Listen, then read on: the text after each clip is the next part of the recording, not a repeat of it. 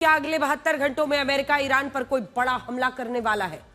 इस खबर से हम शुरुआत इसीलिए कर रहे हैं क्योंकि यह सवाल एक इंटरव्यू में राष्ट्रपति ट्रंप ने जवाब में धमकी दी कि अगर ईरान ने उन पर कोई हमला कराया, मतलब उन पर निजी तौर पर डोनाल्ड ट्रंप पर कोई हमला कराया या उनकी हत्या की साजिश रची गई तो अमेरिका ईरान को दुनिया के नक्शे से ही मिटा देगा। इससे पहले आज तक अमेरिका के किसी राष्ट्रपति ने किसी देश को इस तरह की धमकी तो कभी नहीं दी थी कि उसको धरती के नक्शे से मिटा देंगे, लेकिन अब ऐसा हो रहा है और इससे यह भी लगता है कि अमेरिका और ईरान की दुश्मनी दुनिया को एक नए संघर्ष की तरफ ले जा सकती है। ये बात हम इसलिए भी कह रहे हैं क्योंकि अब यह संघर्ष अमेरिका और ईरान तक सीमित नहीं है, बल्कि अब यह लड़ाई निजी हो गई है। अब राष्ट्रपति डोनाल्ड ट्रंप और ईरान के सुप्रीम लीडर अयतुल्ला खामेनी खुल्लम खुल्ला एक दूसरे को धमकी दे रहे हैं। ईरान के सरकारी मीडिया पर 13 जुलाई 2024 के उन वीडियोस को चलाया जा रहा है जब पेनिसिल्वेनिया की एक चुनावी रैली में राष्ट्रपति ट्रंप पर जानलेवा हमला हुआ था। सरकारी चैनल पर यह बार बार चलाया जा रहा है और इस हमले में एक गोली, अगर आपको याद हो, डोनाल्ड ट्रंप के कान को छूते हुए निकल गई थी। ईरान का सरकारी मीडिया इस हमले की तस्वीरें दिखाकर अब खुल्लम खुल्ला कह रहा है कि उस वक्त तो राष्ट्रपति ट्रंप बाल बाल बच गए थे, लेकिन अब की बार ईरान का निशाना चूकेगा नहीं और ईरान राष्ट्रपति ट्रंप को अपना सबसे बड़ा दुश्मन मानता है। इन्हीं धमकियों के बाद राष्ट्रपति ट्रंप ने ईरान को दुनिया के नक्शे से मिटाने की धमकी दे डाली। उन्होंने शब्दशः कहा है कि ईरान को ऐसा नहीं करना चाहिए, लेकिन अगर वो फिर भी उन्हें नुकसान पहुंचाने की कोशिश करता है तो अमेरिका पूरे ईरान को तबाह कर देगा और ईरान की ऐसी हालत होगी कि वो दुनिया के नक्शे से ही मिट जाएगा। ये धमकी भी ऐसे वक्त में आई है जब अमेरिका ईरान की घेराबंदी कर रहा है।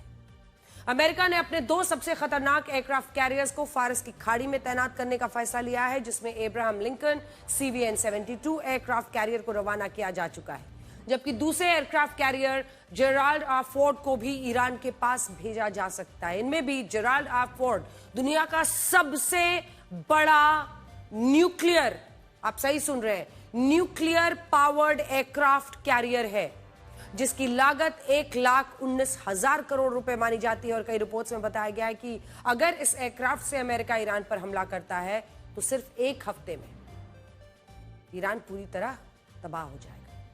हालांकि इस बात को बहुत कम लोग जानते हैं कि ईरान की भौगोलिक परिस्थितियों के कारण उसे हराना या दुनिया के नक्शे से मिटाना लगभग नामुमकिन माना जाता है। ईरान से अमेरिका की दुश्मनी साल 1979 से चली आ रही है, लेकिन आज तक अमेरिका ईरान का ज्यादा कुछ नहीं बिगाड़ पाया है। यह बात सिर्फ अमेरिका की नहीं है, पिछले 500 सालों से ईरान के बॉर्डर में कोई बदलाव नहीं आया है। इसका क्षेत्रफल आज भी लगभग उतना ही है जितना आज से 500 साल पहले था। यह स्थिति भी तब है जब अलग अलग दौर में हर बड़ी सुपर पावर ने ईरान को दुनिया के नक्शे से मिटाने की कई कोशिशें की। रोमन साम्राज्य, मंगोल साम्राज्य, अरब के खलीफा, तुर्की का ऑटोमन एम्पायर, रूसी साम्राज्य और यहां तक कि ब्रिटेन ने भी ईरान पर कई हमले किए, लेकिन कोई भी सुपर पावर ईरान को हराकर उस पर कब्जा नहीं कर पाया और ना ही ईरान को दुनिया के नक्शे से मिटाया जा सका। और इसका कारण है कि ईरान की जो खास भौगोलिक परिस्थिति है, ज्योग्राफिकल लोकेशन, मैं आपको बड़ी स्क्रीन पर दिखाती हूं, जिसकी वजह से ईरान को इस तरह से पूरी तरह से साफ करना क्यों नामुमकिन माना जाता है। तो सबसे पहले देखिए, असल में ईरान की भौगोलिक स्थिति ऐसी है कि उसके लिए यह कहा जाता है कि दुनिया का कोई भी देश उसे युद्ध में हरा नहीं सकता। पश्चिमी ईरान में जहां इराक की सीमा है वहां पर है ज़ैग्रोस। जी हां, सबसे पहले इराक को अगर आप दोनों इन देशों को देखेंगे तो ज़ैग्रोस आपको दिखाई देगा और ये जो ज़ैग्रोस पर्वत है, यहां पर जूम इन करके दिखा दीजिए, ये वाले हिस्से, ये ज़ैग्रोस पर्वत है इराक की तरफ। ये एक माउंटेन रेंज है, पूरा एक पहाड़ श्रृंखला, और पहाड़ श्रृंखला से उसको काफी इधर बचाव होता है, जिसके कारण किसी भी सेना के लिए ईरान में घुसना लगभग नामुमकिन है। अब आ जाइए उत्तरी ईरान में, जहां कैस्पियन सागर है, ऊपर में आप देख रहे हैं, यहां पे आ जाइए, ये कैस्पियन सागर है। वहां पर क्या है, अगर समुद्र के रास्ते से कोई आता है, तुर्कमेनिस्तान है, वहां भी एक बहुत बड़ी माउंटेन रेंज है जो बॉर्डर पर ईरान के लिए एक दीवार की तरह काम करती है और ईरान को सुरक्षित रखती है। इसको एल्ब्रूज पर्वत कहते हैं। ये देखिए, तुर्कमेनिस्तान इधर कॉपिट डेग रेंज जो है यहां पर है।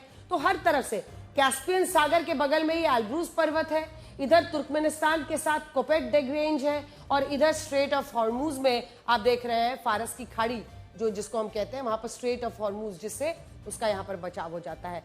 अब देखिए, अगर आप पूरी बड़ी तस्वीर को समझेंगे तो कई तरफ से माउंटेन रेंज होने के कारण सुरक्षित रहता है। फारस की खाड़ी और ओमान की खाड़ी से लगी हुई है, और ये वही क्षेत्र है जहां से दुनिया में 30% कच्चा तेल, 20% नेचुरल गैस का निर्यात होता है, ये वाली फारस की खाड़ी। अब ऐसे में यहां पर ये जो फारस की खाड़ी है वो कितनी इंपॉर्टेंट है आप समझ रहे होंगे। अपनी इसी लोकेशन के कारण ईरान के लिए यह कहा जाता है कि उसे युद्ध में हराना मुश्किल है, और इस बात को राष्ट्रपति ट्रंप भी जानते हैं। इसके अलावा राष्ट्रपति ट्रंप ने यह भी जानते हैं वो कि ईरान दुनिया के क्रॉसरोड पर मौजूद है, जो यूरोप, एशिया, अफ्रीका, तीनों कॉन्टिनेंट्स को आपस में जोड़ता है। कैसे? देखिए, ईरान यहां पर है बीचों बीच, लाल वाला हिस्सा। इधर पूरे एशिया से ईरान का अगर आप देखें तो इधर के लिए एंट्री ही ईरान को माना जाता है। इधर अगर आप देखिए तो यूरोप के तमाम देश इस तरह से जुड़ते हुए दिखाई देते हैं, और इधर से ही अफ्रीका भी जुड़ता हुआ दिखाई देता है।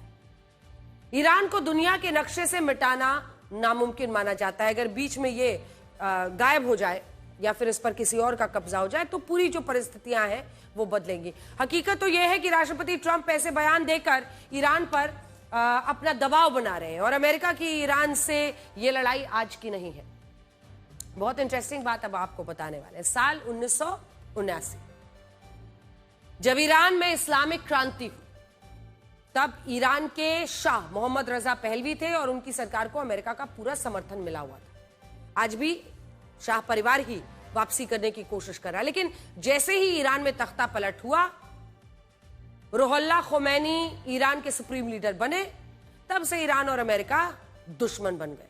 आपको यह भी जानकर हैरानी होगी कि उस दौर में ईरान को हराने के लिए अमेरिका ने इराक की मदद ली थी, और इराक के राष्ट्रपति सद्दाम हुसैन को अमेरिका पर इतना भरोसा था कि उन्होंने 8 साल तक ईरान से युद्ध लड़ा था, जो साल 1980 से लेकर 1988 तक चला।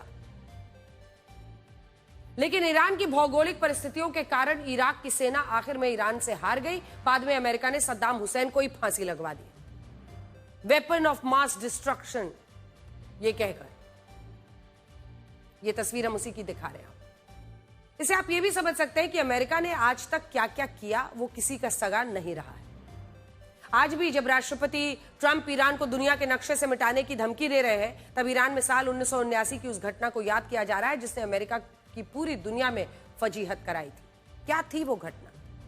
उस वक्त तख्ता पलट के दौरान ईरान के विद्रोहियों ने तेहरान में अमेरिकी दूतावास पर हमला कर दिया था। ये आप वीडियो देख रहे हैं, उस वक्त का फुटेज है हमारे पास। वहां मौजूद 52 लोगों को बंधक बना लिया गया था, ऐसे बांध बांध कर पट्टियां आंख पर उन सबको ले जाया जा रहा था। उस वक्त अमेरिका ने अपने इन बंधकों को बचाने के लिए एक सैन्य ऑपरेशन लॉन्च किया था, और उसका नाम रखा था ऑपरेशन ईगल क्लॉ। इसके तहत अमेरिका ने 6 लड़ाकू विमान, 8 हेलीकॉप्टर्स को तेहरान में भेजा था, लेकिन बाद में यह ऑपरेशन भी नाकाम हो गया था, और अमेरिका का एक हेलीकॉप्टर ईरान में क्रैश हो गया, जिसमें उसके 8 सैनिक मारे गए। इस नाकामी ने अमेरिका का पूरी दुनिया में मजाक बनाया। अमेरिका के तत्कालीन राष्ट्रपति जिमी कार्टर की काफी फजीहत हुई, जिस पर बाद में राष्ट्रपति ट्रंप ने यह कहा कि वो इंसान के रूप में जिमी कार्टर को अच्छा मानते हैं, लेकिन एक राष्ट्रपति के तौर पर उन्हें कमजोर समझते हैं। शब्द मैं उनका बयान बताऊं तो उन्होंने जिमी कार्टर के लिए कहा था, नाइस मैन, टेरिबल प्रेसिडेंट। अब अमेरिका के बहुत सारे लोग मानते हैं कि राष्ट्रपति ट्रंप ईरान पर हमला करके यह साबित करना चाहते हैं कि वो जिमी कार्टर से मजबूत राष्ट्रपति। उनके कार्यकाल में अमेरिका कमजोर नहीं पड़ता। आप उनका ये नया बयान सुनिए, जिसमें वो वेनेजुएला और पिछले साल ईरान पर किए गए हमले के लिए खुद की पीठ थपथपा रहे हैं। Our country is proud for the attack on Venezuela, the attack on the Iran nuclear capability, wiped it out. I mean, first administration, Soleimani, the father of the roadside bomb, al-Baghdadi, the father of ISIS, who was rebuilding ISIS. We wiped them out. Done a great job.